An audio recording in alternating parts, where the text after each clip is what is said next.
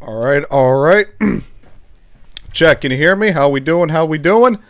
Get some W's in the chat. Mic is on. OBS, it's got the right mic attached, so should be all good to go. Can I get some W's in the chat if you guys can hear me?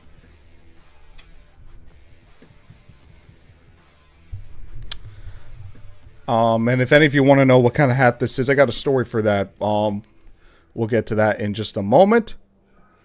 Perfect. All right, well, everybody, welcome to this episode of the Cutline. How are y'all doing after a race at Darlington? We'll get to that in just momentarily. I am your host, Armani. DePaul. And before we get into the guests, all the things I have planned for this episode, I do want to address the hat. But before we do, let's get a little bit of things going on here in the chat. Dogleg Media, thank you, my man, and get to him later on. Ethan Taub, I'm sorry if I mispronounced your name. 24 car was awesome. Was that really the 24 car, or was that the 24 car in clean air? We're going to get to that later on.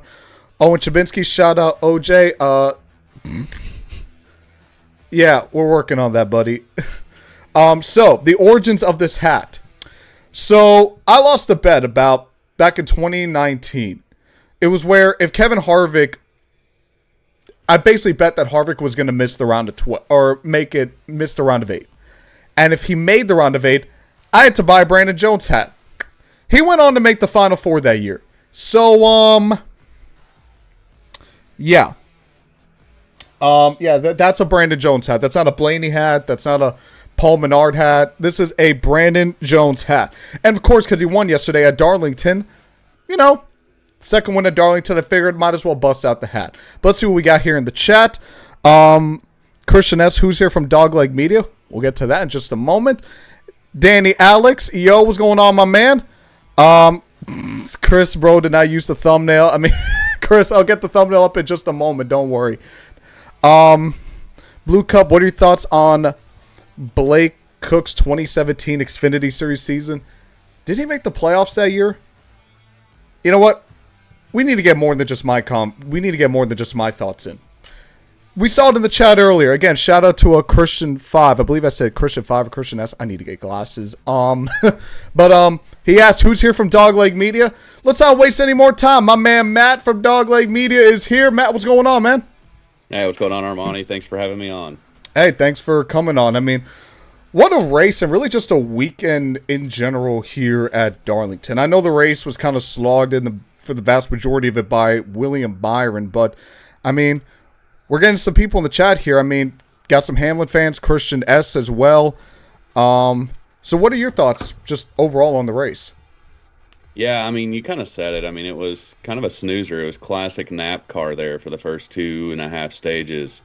And then, of course, green flag pit stops come out. Byron stays out a little bit too long.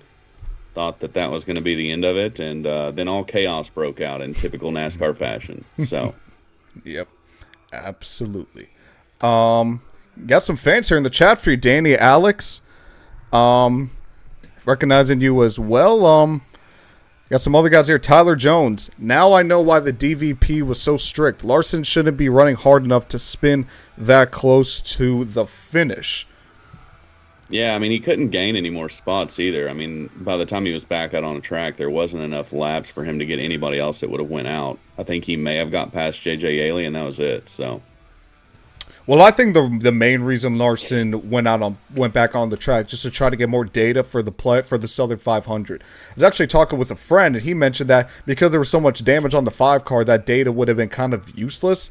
But I don't know. I see it as like you could still probably figure out what line you need to run.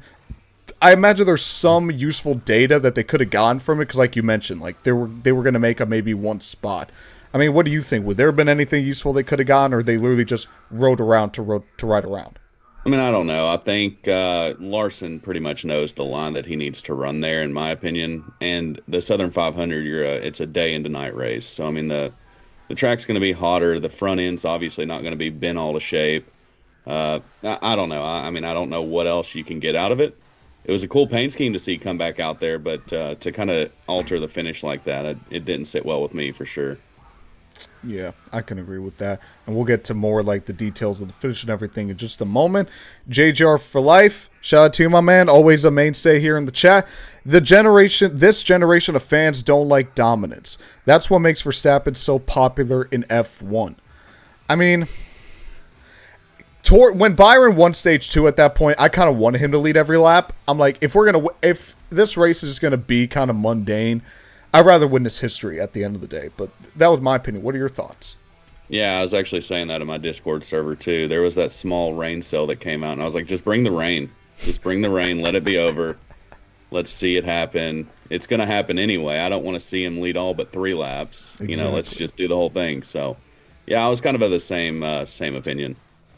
Absolutely. Now, before we really get into it, you know, typically we have above the cut line and we have below the cut line.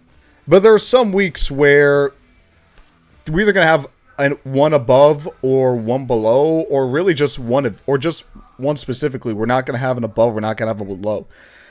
I really feel like there was nothing this week that's really stuck out as, you know, really great, really fascinating, that just had to be put front and center. We do have a few things that I say that could be below the cut line, but I don't know, at least for me, I don't feel like there was anything this week that was kind of just, yes, this was amazing, this was fantastic. Yeah, I mean, I don't think in terms of the racing, and above the cut line for me would be to an individual. Ty Gibbs got his first top 10. He had a dismal year, and to be able to have a top 10 there at Darlington's pretty good. So that would be my one above the cut line. Really and truly, it was going to be Byron far and away, and then it dropped to a below the cut line real fast with that green flag strategy. Absolutely. So, like I mentioned, we don't really have a above the cut line this week. So what we're going to do here is we're going to take a trip over to the Daily Downforce Discord. We did a little bit of this last week where we were just talking about, like, you know, who was above, who's doing good this year, the race reactions and stuff.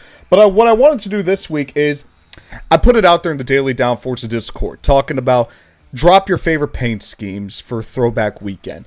And, you know, I'm going to scroll here in some of the chats, see what people have brought up. And, you know, I want to really highlight, you know, because it's Throwback Weekend.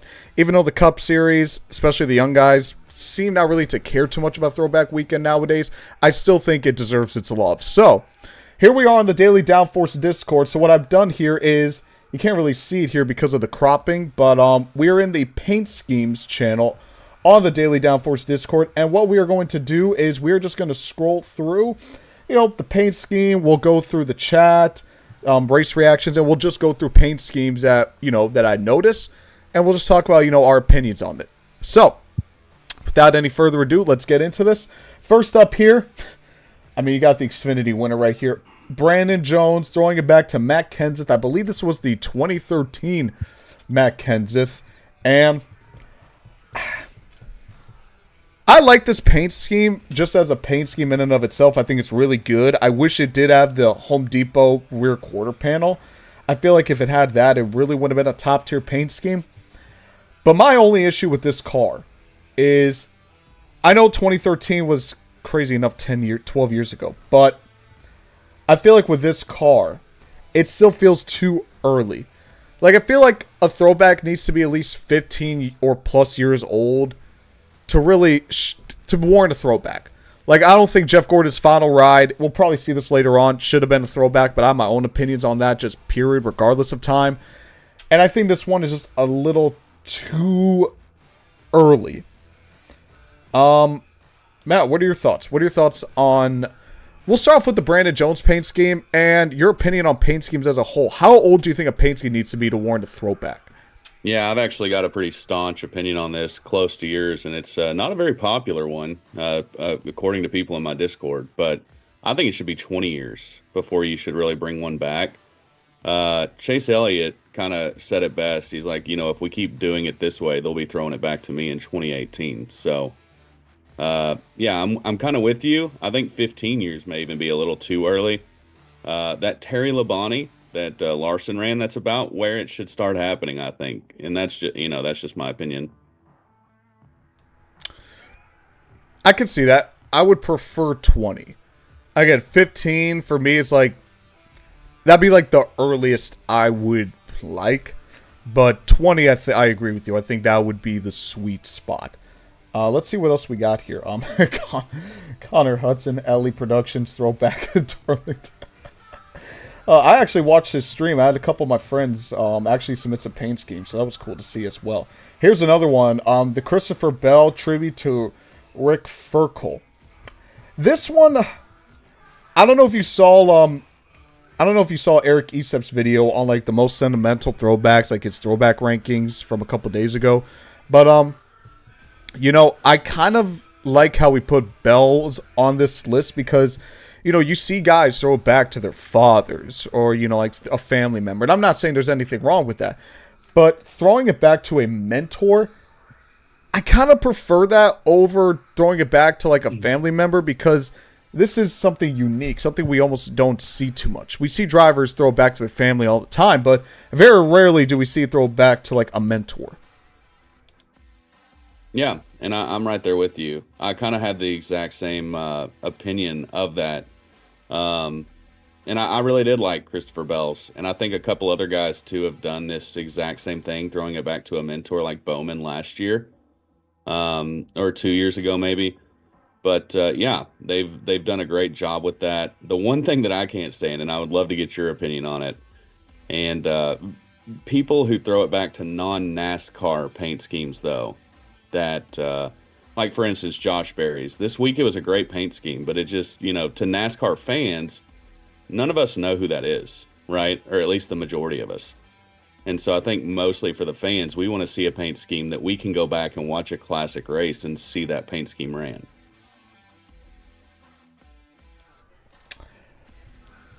I could see that, and I would be very interested to see, because I actually we're gonna go off of here just for a moment. I got my own opinion on Throwback Weekend and how it should be handled. I think the Throwback Weekend needs to be split into eras. Instead of, you know, when you got a 2015 throwback and you got a 1960 throwback and you got a 2000 throwback, it's kind of all over the place. I think to really preserve Throwback Weekend, we need to have eras. Like, you can only throw back to the 80s. You can only throw back to the 90s. You got to throw back to the 2000s. Keep it as a specific era, and that way it's kind of, yeah, you're still going back through history, but you're going back through a specific period of history. So it's like, oh, what did the 80s look like? What did the 90s look like? And I think if you limit the teams to a specific era, it would give Throwback Weekend, number one, I think it's a more exclusive brand identity. Because, oh, we're throwing it back to the 80s this year. We're throwing it back to the 90s this year. And, you know, like Chase Elliott said, you're going to be throwing it back to him at 2018 at that point. Well, if you have to find a paint scheme that's back from 1982, you don't have to worry about that problem. Yeah, no, I agree with that, actually. And that's a pretty unique idea to do it that way. For whatever reason, it may be a fever dream. I feel like they tried that once and no team even adhered to it. I know a couple years ago they made it was supposed to be grassroots related, like last year or 2 years ago, and that didn't really go well. So it would be interesting to see if you could get all the teams, or at least the majority of teams, on board with that to do an eras thing. I think that'd be pretty neat. Yeah, I think that'd be the best for Throwback Weekend as a whole. Let's see what else we got here. We're still in the paint schemes chat. Here's one. This is one to the next Squick 10. I believe it was the 70 car in Xfinity that ran this throwback. Yeah, here we go. Honeyman to race the Jeff Green throwback at Darlington. I don't know if someone actually put that in the chat, but yeah, it basically looked exactly like this, but the 70. That is actually, I love cars like this. Cars that are just bright. They're not too they're not flashy in the paint scheme design, but they're flashy in the color. I want a car that stands out on the track. I feel like a lot of cars nowadays, they all blend in together, which, as a sponsor, why would you want your car to look just like the rest of them? So I don't know about you, Matt, but I personally love cars like this. Cars that just have a bright color that just stands out. Yeah, no, I agree with you 100%. That Nesquik car was one of my favorite ones from this past weekend. And speaking on that, the Xfinity series absolutely killed the Cup series in terms of throwback paint schemes. There was maybe 2 or 3 great Cup Series paint schemes, and there was at least 15 in the Xfinity Series that just absolutely went all out. And so that Honeyman one there was just another prime example of getting your brand out there in a great way. Yep, absolutely. And SR2448, as someone who started watching in 2013, I think recent schemes are fair play, but they gotta have meaning. It's cool to see schemes from when I started watching. I mean, yeah, that is definitely an argument. I mean, I started watching around 2005, 2006. That's when I started watching NASCAR. So seeing even a paint scheme like, Denny Hamlin's paint scheme, who just won the race, or, like paint schemes like that when Byron runs the Jeff Gordon flame cars. I get that. Like, there's a meaning to, you're still throwing it back to when you started watching the sport. Yeah. And I mean, you'll have those fans, right, that started watching in 2013, 2010. And Brad Keselowski said it best on Twitter. He said that, Throwback Weekend isn't for the drivers. It's not for the teams, and it's not even for the sponsors. It's for the fans. You saw it in the stands today when they would pan to the stands. These fans were wearing Throwback merchandise. It's a way for fans to express themselves, to show when they got entered into the sport, and ultimately just to rep their favorite drivers who may not be in the sport anymore. Absolutely. And here we go. Red Mist over here. Just posted this a couple hours ago. The Denny Hamlin Carl Edwards throwback. I love that car. That's a very nice car. That's it for the paint schemes. Let's see what we can go here in terms of the race reaction. I want to see what people are reacting to this race. Someone should have taken at least 2 tires, if not outright stayed out. I thought about that. I thought about if someone should have taken 2 tires. I don't think 4. I don't think Darlington's a track you can take 4 tires or no tires at. But 2 tires, I'm surprised no one really did that. Yeah, listen, at the end of the day, in a win and you're in situation, if you're one of those teams that are 25th, 26th, 27th in the standings, put 2 tires, put no tires on. I mean, yeah, like you said, Darlington's not really a track where you can do 0 tires, but who knows? You could create enough calamity behind you to where they're all wrecking coming out of turn 4. You catch that white, and that's all you need. So I'm surprised nobody else took that option, or nobody did take the option. Yeah, absolutely. I agree with that as well. Let's see. Oh, there's me putting the link in the chat. Yeah, a lot of Denny Hamlin fans in this chat. Well, there's a lot of calamity here. We got a Logano hater. Obviously, the William Byron kind of, losing that race. Matter of fact, I kind of want to get this one with Denny Hamlin. They've been throwing this a lot, especially these last 2 weeks, and I personally love this one. This one is hilarious. But, actually, let's talk about Denny Hamlin really quick, and just, maybe not necessarily Denny Hamlin, but more William Byron. He dominated the race almost from start to finish. He didn't lose the lead until, 50 laps to go. And I kind of want to ask you this. Do you think William Byron was dominant because his car was that good, or because it was dirty air? Because we saw, once he kind of got in the back of the pack, he couldn't really do anything.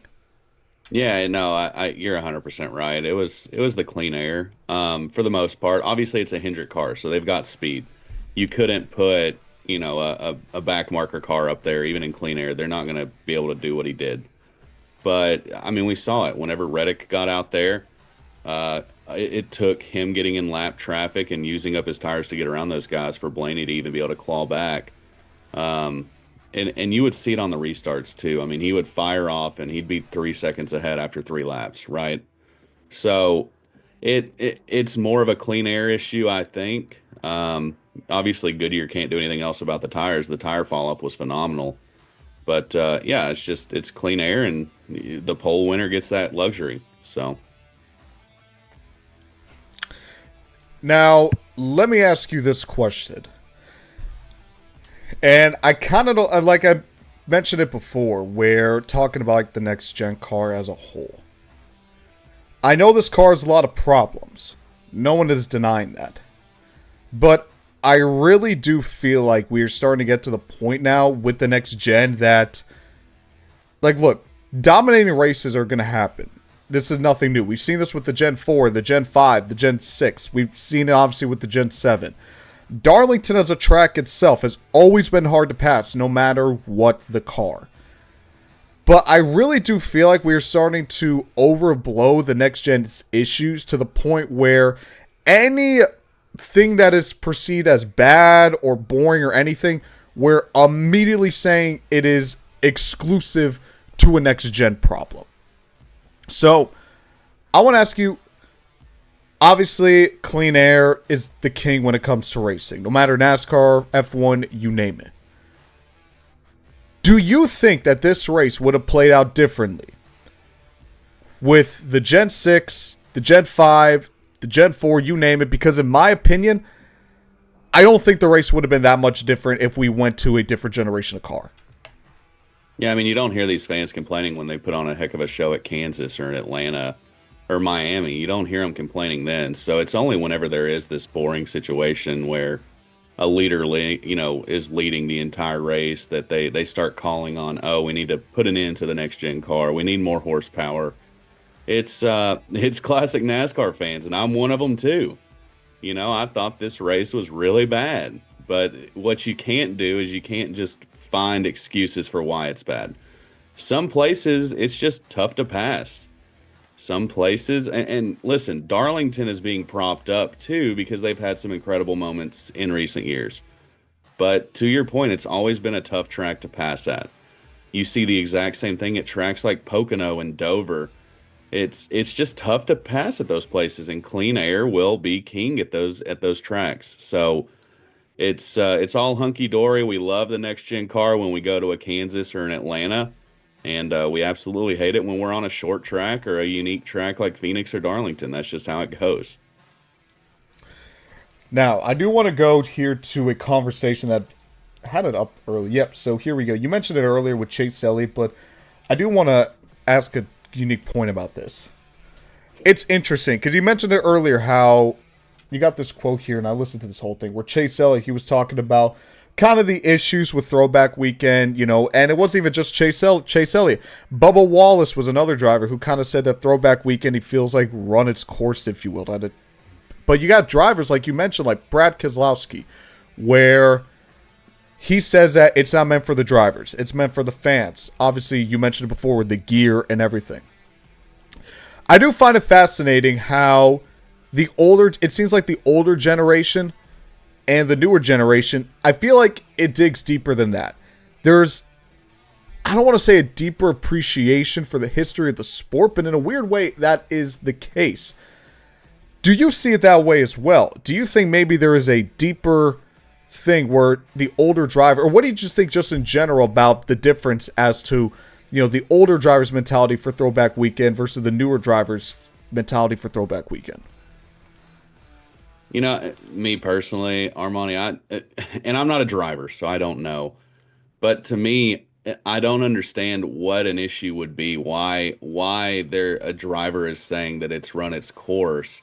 If fans still love it and sponsors are still willing to pay for it, it shouldn't matter, right? I don't understand why a younger driver would be, offended or upset that they have to run a throwback that weekend. It baffles me, but I'm not a driver, so I don't know. Brad Keselowski and Kyle Busch were on point. Kyle Busch had the same, he kind of resonated, and like you said, it goes back to the older racer, but it's for the fans. And if the sponsors are willing to pay for it, and I understand, Denny Hamlin made a great point. Sometimes it doesn't make sense to a sponsor to change their logo or change the colors on the car. There is a brand identity to it. But for these teams that can do it and are able to do it, as long as the sponsor agrees to it, the driver really shouldn't worry about it, in my opinion. I do have an opinion about the sponsor's involvement with Throwback Weekend. I always say that, racing fans they're either going to be your most loyal customer or your most hated adversary. And the reason is because you've seen it back in the day when Lowe's, Home Depot, M&M's, all these sponsors were in the sport. I know people who said that I only shopped at Home Depot because I was a Tony Stewart fan. I only shopped at Target because I was a Ganassi fan. I only shopped at Lowe's because I was a Jimmy John's fan. I only drank Budweiser, because I was a Dale Jr. fan. So I think Throwback Weekend is a prime opportunity for sponsors to really gain the support of the fans, because the fans appreciate that. I mean, the fans, I imagine a bunch of fans appreciate HendrickCars.com for allowing Kyle Larson. I know it's basically Rick Hendrick's sponsor, but still, like, they appreciate the fact that they essentially gave up that weekend to run the Throwback.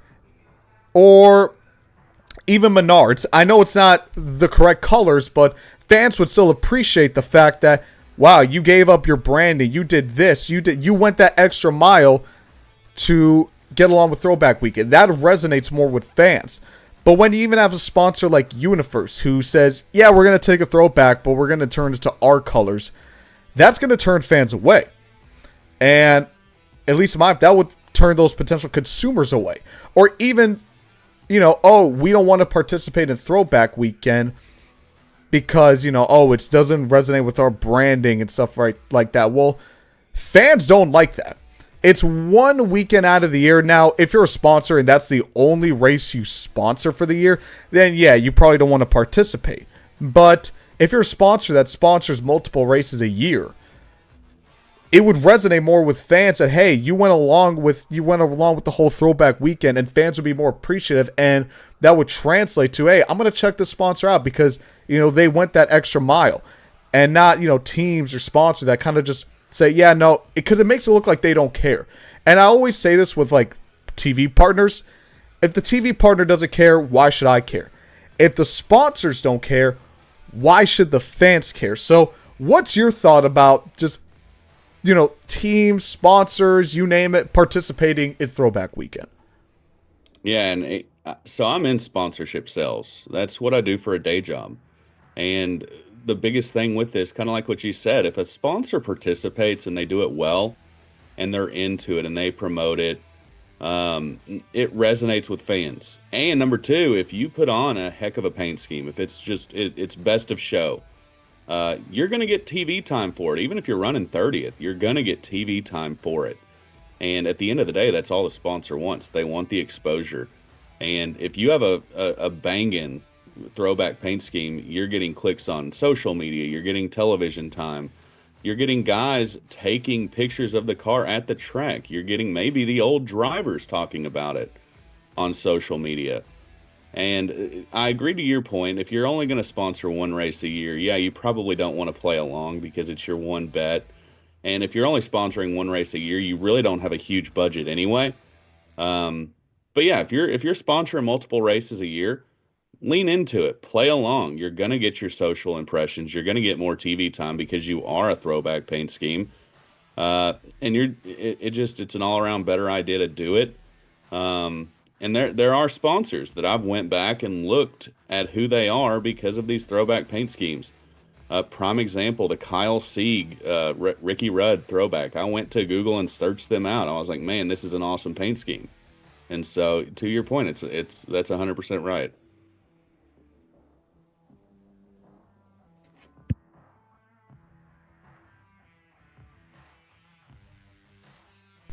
My mic was muted, so I'll go back to what I was saying before. But I'm going to count that as my below the cut line. That is my below the cut line simply because as a fan, seeing a sponsor not participate or seeing a sponsor or a team just not do it right, that rubs me the wrong way. Because it's basically saying, like I mentioned, if you don't care, if you don't care about this, why should I care about you in that sense? So that's my below the cut line for this week. And we're just going to jump straight into it. It is time for race weekend rankings, everybody. As everyone here knows, this is my favorite part of the show. Before we get started, I do want to go into the chat one just for a little bit longer. The thing is, once Byron got into traffic, he was pretty much done for, so it wasn't the fact he was just lights out better. Yeah, I agree. And JJR for life, if your sport is thriving, you shouldn't look back into the past. Look into the future and help your sport grow. That's an interesting take, and I actually do want to hold off on race weekend rankings for a second. I do want to talk about this. I want to highlight that comment. NASCAR is a sport that has always gone back to, they always have, you look back to your roots. I mean, that's why you're not going back to Bowman Gray. You're not going back to North Wilkesboro. You're not trying to add more short tracks. if you're not thinking about your roots. And, you know, I think that one weekend is fine. You know, like you mentioned, it's for the fans. Like, hey, let's look back on the sport. I mean, you got fans who are, you know, were Cale Yarbrough, Bobby Allison, Richard Petty, Jeff Gordon, just to talk about that era, or even in like the modern, like the 2000s, Dale Jr., Jimmy Johnson, Tony Stewart, you name it. Those fans would love and appreciate, you know, I mean, look at Kyle Larson's throwback to Terry Labonte. Not only is it a great looking scheme, but it takes you back to that era. You know, yeah, you want to look into the future, but I think number one, for one weekend, I think it's fine to, you know, hey, let's just go back into the past. But you are looking to the future. I mean, NASCAR's going to Mexico. They're going to Chicago. They're still looking into the future, the next gen car, obviously. But I feel like because of where the sport is, you always have to look. They're always going to do this. Like, this is a sport that is primed on generations, family, history. That is what this sport is built on. And that's one of the things that makes this sport unique. So, what are your thoughts about this comment here? I don't mean to single you out, JGR for life, but I don't know. I got my opinions on it. Matt, what are yours? Yeah, I mean they're pretty much the same. It's for the fans, right? NASCAR is not doing this to try to rekindle the old days. As a matter of fact, it costs NASCAR money to do this, right? So it's not we're doing this to try to make more money. We're doing this because we have to live on our coattails of past. It's for the fans. And if NASCAR wants to give fans a nostalgia weekend instead of charging them $120 for a t-shirt like other motorsports do, then I'll take that. I don't understand the idea that looking back does not mean that you're going back. You know, you can look back and appreciate those times and still move forward.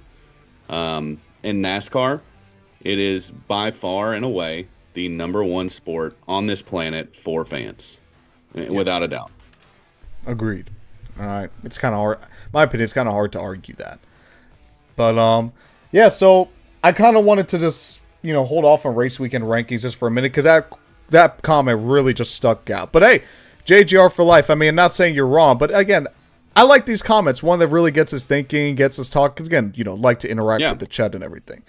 Absolutely. And I didn't want to come across as aggressive or anything. But everybody has their opinion. I've got bad opinions, too. So. Hey, JGR for life again, man. Like, you're one of the loyal viewers here. So, I mean, shout out to you, man. Let's get into it. So, let's get into race weekend rankings. Kind of a short week. We only had Xfinity and Cup. So, let's just jump straight into it. I think this is going to be the second week in a row I put Cup in last.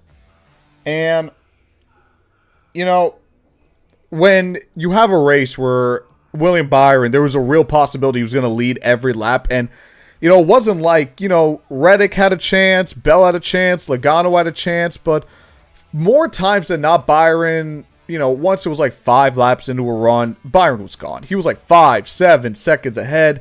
And even once he got into dirty air and Reddick pulled away and then Hamlin pulled away, basically if you got a good restart, you were done. Like, you got the win. It was over. See you at Bristol. I think the rest of the field was fairly interesting, though I do think when the cloud cover really got into over the track, that's when we had a big problem. That's when there was a lot of stagnation I noticed in the field, but there were still opportunities to pass throughout. I don't know what it is. It's like, it's weird because the 550 package of the Gen 6, I know it's a different car, different package, different horsepower, but that car shined in cooler conditions. This car, which is probably the most similar to that package, is kind of the opposite. And I'm not sure exactly why that's the case. I'm not an engineer. I don't claim to be an engineer, but I do find that fascinating because that's now 2 weeks. Martinsville and Darlington, where the track got cooler, more grip, and the racing has gotten worse. So that's something really interesting. Again, low horsepower, more drag. Maybe it has something to do with the diffuser, you name it. But I do find that interesting. But again, overall, not really a lot that happened in this race. Byron almost made history. I wish he led every lap and won the race. But Hamlin winning, I'll take it. Blaney almost had it. He gets screwed over again because Kyle Larson can't hold it. As a Larson fan, I'm going to call Larson out when I need to. But he's still better than Max Verstappen. Anyway... So that means that number one, I'm going to make it the Xfinity race. I mean, more competitive. I should keep it number one just for the paint schemes alone. The fact that most teams actually participated in Throwback Weekend. But the racing was better. Anytime you have an obscure winner like Brandon Jones, which is he really an obscure winner once he's in a JGR car? There's a discussion there. You had a lot more moments like obviously Ross Chastain making a few drivers pissed off. That's always exciting. So overall, I don't think any of these races were particularly great. We'll get to that when we get to the 2025 rankings. But before we get to that, let's ask Matt real quick. Matt, what do you think about these race weekend rankings? Kind of short one again, only 2. But yeah, what do you think? Well, I'll tell you, I agree with JGR for life and you in this one here. The Xfinity Series easily clears the Cup race this weekend, and but it was a low bar, right? The Xfinity Series race didn't even have to be good, and it was. I mean, the paint schemes, like you said, were incredible. There was good tire strategy in the first and second stage, where you saw guys like Brennan Poole and Kyle Sieg competing for top 2, top 3 in the stage. So yeah, it was definitely a lot more fun of a race. And to your point, Brandon Jones is absolutely an obscure winner just because he's in a Joe Gibbs racing car. He's still absolutely obscure. He can only win in a JGR car though for some reason. All right, let's get on to the 2025 race weekend rankings. Here's what we got so far. Coda still, spoiler alert. The Echo Park Grand Prix is still going to be the number 1 race of the season. And even bigger spoiler alert, I don't think you're not going to see any of these races hit even B tier. I think the best race, the Xfinity Series, is at the best of C tier. And the Cup race, I'm going to put it, I believe this was the ARCA race at Daytona. I don't remember too much. I just remember being a crash fest. I'll always take a boring race over just a pure disaster. I don't think the Cup race was a disaster. I thought it was just boring. You know, no one's going to remember it by the end of the year. No one will probably remember it by Talladega. So I'm going to put this race. I don't think it's still very good. I thought it was a bad race. So I'm going to put it at the top of, if you'll let me, here we go. I'm going to put the Goodyear 400 at the top of D tier. And for the Xfinity race, yeah, we're starting to get to the point of the season where I don't even remember how half of these races went. I probably shouldn't do this, but I will put the Xfinity effort for throwbacks. You know, I'll make it a little bit higher than it probably deserves to be. So, I'll put this race... Again, there's so many races already this year just on this ranking. I don't remember how each one went. But I'll put it right here. I'll put it right above Daytona, right above these 3. Kind of in that middle portion of C tier. But, yeah, Cup race is going to go into D tier. Second D tier race. And here's what we got so far for the race weekend rankings for the 2025 season. And we do got the link in the description, guys. So if you want to fill out your race weekend rankings for both the Darlington and the 2025 season as a whole, make sure you click the link in the description. Tag us on Twitter or Instagram, you name it, at Armandi DePaul, at Daily Downforce. But let's go back to Matt really quick. Matt, what do you think about the 2025 race weekend rankings? Should the races be somewhere else? Should they be lower? Should they be higher? Should they be closer together? What do you think? Yeah, I'll say the D tier might be a little friendly for the Cup race. And the Xfinity race, based on the racing, is perfectly placed where it's at. Now, you gave them a little extra points for the paint schemes. And if we're adding paint scheme points in, I think I might put it in like high B tier. Because those paint schemes were just incredible. But if we're being objective here and just judging off the racing, I think you got it right where it should be. I tend to save like the F tier, the bottom of D tier for just pure disasters. Like the Xfinity finish at Martinsville, a disaster. The ARCA at Phoenix, ARCA at Daytona, those were just disasters. Now, Phoenix for ARCA wasn't really a disaster. I just think the requirement to finish under green flag rule is a disaster, so that's why I put it in F tier. But I don't think personally the Cup was a disaster. I just thought it was bad. But compared to these 3 where they were just like they're inexcusable. Yeah, and me being a Denny Hamlin denouncer probably doesn't help with me wanting to put it in F tier. So you're probably right. I think D tier is perfect. And I will just go cry about Denny winning 2 times in a row off the podcast.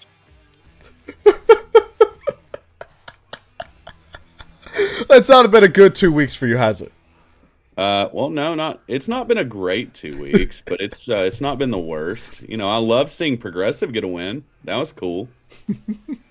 But as a Team Penske guy, today hurt a little bit. It was a tough one. Well, as a Larson fan, my race was pretty much done after the first 5 laps. Yeah, that's true. It could be worse. I'll give you that. Yep. So thank God we got a win already, and thankfully I was there for that win. But let's go into the chat real quick. Xfinity clears Cup easily. JGR for life, absolutely. Verstappen won today while Larson crashed a lap 4. Here's the thing about Max's competition. I know McLaren is faster, and I know we're kind of going into F1 a little bit. I don't know how much you watch F1, if any, but I mean, Max's competition is still nowhere close to the competition Larson has to go through. yeah, I'll just tell you how much I know about F1 by saying, what is a kilometer? No clue. That's funny. Bristol should be better if it's hot and sunny. Just give me honestly, if Larson dominates at least 400 laps, I'll take that too. And once again from JJR for life, 11 versus the world, absolutely. I think that's going to be it. That'll be it for this episode. Again, kind of short, a little under an hour, but again, not much really to talk about. Had a few things to discuss, but not much in the grand scheme of things.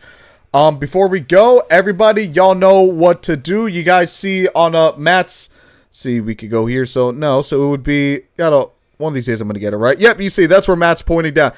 His links right there, Dogleg Media, his Twitter, 23, Matt Smith 23. Now you got a Discord as well. So while everyone go flood, raid, you name it, do what you got to do right now. Give Matt some love. Matt, tell us about you, what you do, and that Discord. Yeah, I appreciate it, Armani, and thanks for having me on. I run Dogleg Media's YouTube channel. We haven't posted in quite a while, been busy with work. But it's we've got a new episode coming out this week on the 11th. First episode in almost 10 months, so we're back officially. But we have good times in our Discord server all day long. So go follow us. Go jump in that Discord. It's a lot of fun, just like the Daily Downforce's Discord. So we'd love to have you guys. We talk NASCAR all the time. And I promise I won't berate any of you Denny Hamlin fans. We have plenty of them in there, and I just bite my tongue every single time. The Denny Hamlin slander is real. Oh, yeah. You don't even want to get me started on Austin Hill. It's Denny Hamlin and Austin Hill. Those are the two. Can't stand either one. So that's a little bit about me. There you go, guys. Here's the YouTube Dogleg Media. Go give them some love. And Matt, thank you for coming on. This was awesome. Hey, I appreciate it. Thanks. Thank you for coming on. And everyone, that's going to do it for this episode of The Cutline. Thank you guys so much for tuning in as always. If you guys want to follow me on my socials, you have it down there as well. Instagram, TikTok. I would put my Twitter, but at this point, I have so many shameless plugs on my Twitter for this show that, it is basically the same anyway, at Armani DePaul. If you guys want to tune into more, subscribe, like the Daily Downforce for more content, Cutline, shorts, you name it. Check out dailydownforce.com. Got a lot of great content there. But that's going to do it for us, folks. We're going to wave the checkered flag. This is the Cutline. Thank you guys so much for tuning in, and we'll see you next week.